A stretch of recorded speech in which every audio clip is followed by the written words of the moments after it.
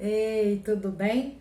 Domingo à tarde, momento também da gente conversar um pouquinho sobre escrita científica, falar, trocar ideias, acabar com os medos, não é? E ontem estava conversando com a Fernanda Santos, lá da Unilab, uma pessoa que eu tenho toda a estima e todo o respeito do mundo, e a gente estava conversando muito rapidamente sobre escrita científica. Estamos passando por uma atividade que está tirando um pouco dos nervos, um pouco da calmaria da vida da gente, uma atividade acadêmica chamada ensaio, tá? Então vamos falar um pouquinho sobre ele. Já fiz 2 ensaios, estou indo para o terceiro, né? Lamentavelmente eu não fiz isso na minha graduação, não sei porquê, tá? Mas é importante demais. E olha aqui o nome, ó, ensaio, tá? O ensaio, ele é totalmente diferente do espetáculo e você precisa dele para que tudo saia perfeito. O ensaio nada mais é que um exercício científico. Ele precede uma teoria, ele precede uma escrita científica, ele precede um projeto, ele precede um TCC, ele precede qualquer espécie de manifestação científica tua, tá bom? Então observe aqui. Ele nada mais é, nada menos é que um precedente. Claro, tá, você já falou isso, repetiu, já tô começando a entender. Então, pegue essa palavra ensaio e leve-a bem ao pé da letra mesmo, tá? Então, o que é o ensaio? O ensaio é esse encontro que você vai fazer com seriedade para ver como é que vai ser uma peça, ver como é que vai ser uma encenação, ver como é que fica um canto. Então, isso daqui é um ensaio, tá? Pra quê? E por que precisa disso daqui no meu acadêmico, Clarinha? Precisa disso daqui para nós, professores, podermos realizar uma avaliação, ver como é que você está se comportando, ver como é que está o desenrolar das suas ideias. Nada mais, nada menos que isso. Clara, o ensaio é um artigo? Não. Deleta isso da tua cabeça. A gente vai descobrir agora aqui qual a diferença dos dois e como que você vai desenvolver o teu ensaio de uma maneira tranquila, de uma maneira menos árdua. Então, primeiro, perca o medo, ele serve para o professor te avaliar, tá bom? Ele precisa te avaliar não no sentido de te dar uma nota. Isso daqui é consequência, a tua nota é consequência. Mas ele precisa fazer uma avaliação de como você está como pesquisador, como descobridor, como acadêmico. É para isso daqui que vai servir um ensaio, tá bom? Ah, Clarinha, eu detectei que vi também uns ensaios aí num jornal. É possível? Claro que é possível. É possível você publicar o teu ensaio também em jornal. Você não pode exceder lá as tuas 500 palavras. É uma coisa mais ou menos assim, tá? Você poderá apresentar o teu ensaio a um congresso, você não poderá exceder as tuas 5 laudas. Então, vamos conversar aqui um pouquinho. O que ele é, a gente já tá sabendo, né? Então, ele vai servir aqui para tu exibir uma ideia futura de uma escrita científica bem coesa e bem fundamentada. Isso daqui também é uma circunstância que nos diferencia de um artigo. Seja um artigo, eu tô falando de um artiguinho aqui, tá? Pequenininho. Claro, porque tu tá focando no artigo, porque nós temos as famosas monografias, tá? Então, nós temos teses, nós temos dissertações, que são escritas mais complexas, mais dedicadas, não é verdade? E que detêm as suas particularidades. Então, a gente está falando sobre os ensaios, que é uma circunstância que precede tudo isso daqui que a gente está falando. Tá bom? Clarinha, você me disse que é uma avaliação, exatamente. Então, como que o professor vai realizar? Ele poderá tão somente receber o teu ensaio, tá? Ele poderá agregar vários outros dos teus colegas e transformá-lo em uma publicação. E aí você tem os ensaios daquela turma, você pode ter os ensaios daquele semestre, você pode ter uma revista só sobre ensaios, tá bom? Ele poderá te avaliar através de uma roda de conversa. Essa daqui eu particularmente eu amo de paixão, eu gosto muito porque à medida que você está conversando, nós temos ali várias outras pessoas que poderão agregar ideias à tua escrita científica. Ele poderá te averiguar no formato de seminário, certo? Então você vai, apresenta, defende e ao final vai ser aberto para algumas possibilidades de questionamentos, que também é bom, mas eu gosto mesmo, meu xodó mesmo, é através da roda de conversa, porque fica muito mais criativo, interativo e existe uma transmissão de pensamento mútuo ali, fica muito bacana. Clara, mas passa lá pra dentro, porque eu tô realmente com dificuldade, eu tô curioso para saber como que eu faço para desenvolver isso de uma maneira mais tranquila. Você já me disse que não é a mesma coisa do artigo. Clara, me dá uma diferença boa e agora? Ok, então vamos lá. No artigo científico, na tua monografia, em uma dissertação, tá bom? Então, o que você tem ali? Você tem a presença de uma hipótese concreta. Então, o que é hipótese? Hipótese é uma resposta fundamentada, já testada e sólida a respeito lá da problemática que você fez. Os ensaios não obrigatoriamente necessitam trazer a tua hipótese. Então, isso daqui já é uma coisa que relaxa mais a tua escrita, tá? Claro, a quantidade de páginas. A ABNT nos indica fazer de 3 a 10 páginas, tá bom?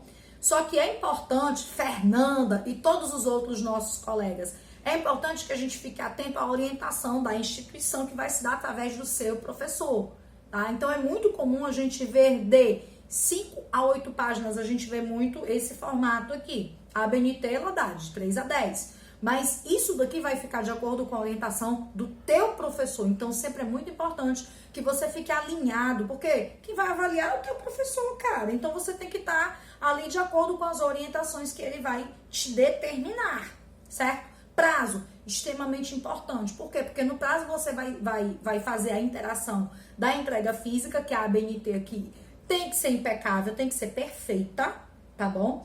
E a possibilidade de apresentação independente do formato dela, independente do formato do ensaio, tá bom? Então você tem que ficar de olho se é somente a entrega ou se vai ter componente aí para avaliação, a apresentação e qual o formato da tua apresentação.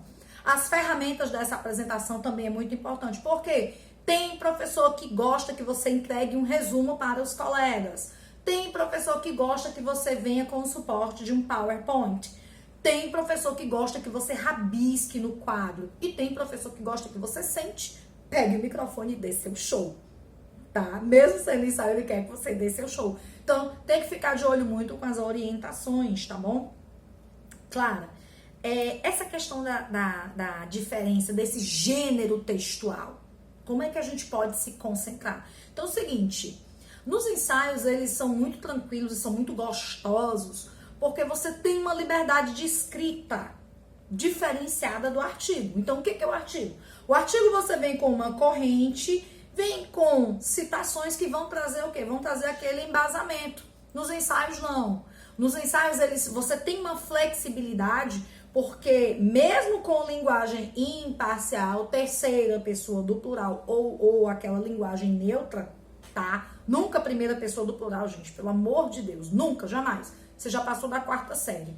Então, você pode trazer um ar subjetivo. Ou seja, você poderá induzir ao leitor as correntes da tua ideia, do teu pensamento. Diferente do artigo, né? Que você ainda só consegue ter esse manejo quando você está em nível de análise de dados e resultados ou lá mesmo nas considerações finais, tá? Aqui não. Então, esse primeiro choque é o seguinte, você não precisa apresentar uma hipótese sólida. Você não precisa, por quê? Porque você está em uma escrita científica prévia, mas a tua argumentação, o levantamento da tua problemática e a questão da importância, da pertinência do teu tema, esses aqui são muito presentes, tá? Inclusive, isso tem que ficar muito claro na tua introdução. Tem que ficar muito clara mesmo a tua problemática. Inclusive na tua introdução, gente, deixa pra fazer a introdução por último, tá? Não se dedica à introdução agora não, você vai enlouquecer. A introdução é a última coisa que a gente faz. Por quê? Porque você precisa passear por todo o teu trabalho na introdução.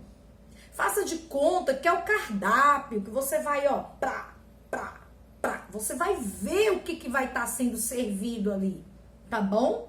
Então é exatamente isso. Você vai trazer toda a ideia do teu trabalho na introdução e fixa bem essa questão da problemática. Isso aqui tem que estar muito nítido. E aí depois da introdução a gente passa para o desenvolvimento. E aí você vem, seja com caráter persuasivo, tá? Que você vai induzir mesmo o leitor a concordar com a tua ideia. Seja com caráter reflexivo. Clarinha, que tipo de linguagem é essa? Como que eu vou desenvolver isso na minha escrita? Você vai fazendo ao contrário. No seu caráter no seu caráter indutivo, você vai depositando ali algumas certezas prévias que você considera ter, tá? O caráter reflexivo não. O caráter reflexivo, ao contrário, você vai abrindo portas e vai deixando claras as possibilidades de respostas que vão ser encontradas ali. Então, diferente do poder de convencimento que você tem no caráter persuasivo, tá? Aqui não, nesse outro momento, você poderá trazer, olha, então, é possível detectar... Aí descreve o que é possível detectar. Para fulano de tal, assim, em ciclano é localizado esse pensamento. Então você vai abrindo as portas. Você vai fazendo o quê? Você vai fazendo com que quem está lendo, quem está acompanhando o teu trabalho, vá passando por um processo de reflexão. Ou você pode ter um outro terceiro caráter, que seria o quê? O descritivo, certo? Então, eu nem estou pondo dúvidas, abrindo portas, possibilidades para discussão. Não estou te induzindo a acreditar em mim, mas eu tão somente estou apresentando referenciais, coligando as ideias. Então, eu posso ter esses 3 tipos de comportamento de escrita no meu desenvolvimento, tá bom? Clara, eu preciso apresentar referências? É claro que sim. É claro que sim, isso é óbvio, não me pergunta isso de novo. Por quê? Não há como você escrever cientificamente se você não estiver respaldado em alguém que te tenha certeza, alguém que já falou sobre isso. Então você vai ter que trazer referências, você vai ter que trazer citações para que o teu corpo científico tenha credibilidade, tá? E situações compatíveis. Então, é uma escrita muito gostosa, é uma escrita leve, você não tem que ficar louco, isso não é um artigo científico. Deleta, joga isso bem longe da tua cabeça e você tem essa liberdade, você tem essa subjetividade no teu desenvolvimento, tá? Que é trazer o quê? Trazer pensamentos, trazer reflexões, trazer observações, apontamentos seus de forma, cuidado com a linguagem, não pode trazer pessoalidade. É diferente trazer pessoalidade e trazer subjetividade, tá bom? Fica atento a isso daqui. Quando eu digo que traz uma subjetividade, ou seja, eu estou trazendo experiências, eu estou trazendo achados, eu estou trazendo reflexões de quem está escrevendo, tá? Quando você traz, isso aqui é subjetividade. Agora, quando eu trago pessoalidade, não. O pessoalidade é o eu detectei, eu encontrei, eu experimentei, eu testei. Então, cuidado com isso daqui, tá bom? O pesquisador não pode ser um egocêntrico. Você está... Lembra, ó, em vídeos anteriores a gente conversou o quê? Aquela tríade que a gente tem que ficar antenado quando escreve. Então, primeiro primeiro a sociedade, meu amor, quando você escreve, isso não te pertence mais. Você está passando pelo quê? Você está passando por uma coletividade. A gente tem que ficar preocupada com a coletividade social, com a coletividade científica, tá bom? Deixa eu verificar aqui. Então, a gente vai fazer o que? A gente vai ter que fazer uma introdução, se ligar muito antenado mesmo lá na problemática, tá bom? E dar um passeio lá por toda a escrita. Por isso que eu te indico aqui com muito carinho. Deixa esse aqui por último, tá bom? Depois a gente vai para o desenvolvimento. E aí você, ó, pá, entra com toda a força. Apresenta as tuas correntes de pensamento, apresenta as experiências. Posso trabalhar cases? Claro, Clarinha, claro. Trabalha case, joga lá, fica bacana, fica interessante. Então, é uma escrita muito tranquila que tu vai ter uma liberdade muito maior. Seja trabalhando com explanação, com reflexão, seja induzindo quem vai estar lendo o teu trabalho, tá bom? Não esquece de se albergar, se fixar em referências muito fortes, isso daqui é extremamente importante, Normas da ABNT acima de tudo. Depois disso, você vai para as suas considerações finais. Nós não temos conclusões, tá? Nós temos considerações finais. E depois, obrigatoriamente, o teu referencial. Então, se você tiver dúvida, deixa aqui no comentário. Fernandinha, um beijo muito grande para você, meu amor. Conta sempre comigo. Aos colegas também que gostarem, compartilhem, dividem, marquem. Então façam tudo que você quiser, porque conhecimento não é pra gente parar, gente. Conhecimento, ele não é egoísta. A gente precisa dividir, a gente precisa compartilhar momentos como esse. Um beijo no coração, fiquem todos muito bem, contem sempre comigo.